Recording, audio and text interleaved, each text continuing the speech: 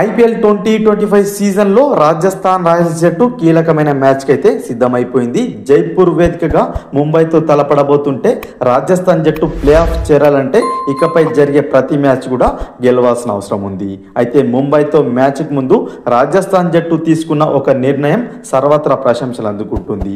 అదేంటంటే ఈ మ్యాచ్లో రాజస్థాన్ జట్టు ఆటగాళ్లు కొట్టే సిక్సర్లకు గాను పేదవాళ్ళ ఇళ్లలో ఆ జట్టు సోలార్ ప్యానల్స్ అయితే ఏర్పాటు చేయబోతుంది. ఒక 6 గాను ఆ రాష్ట్రంలో ఉన్న 6 పేదవారిలలో సోలార్ ప్యానల్స్ అయితే రాజస్థాన్ జట్టు తమ సొంత ఖర్చుతో ఏర్పాటు చేయబోతుంది.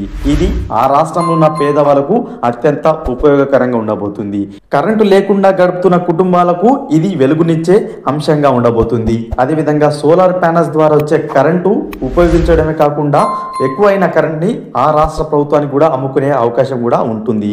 ఈ నిర్ణయం పట్ల సర్వత్రా ప్రశంసలు వెలువడుతుంటే మీ యొక్క కామెంట్ బాక్స్లో కామెంట్ చేయండి. మరొక ఇంట్రెస్టింగ్ ఐపీఎల్ అప్డేట్తో మీ ముందుంటాను ఫ్రెండ్స్.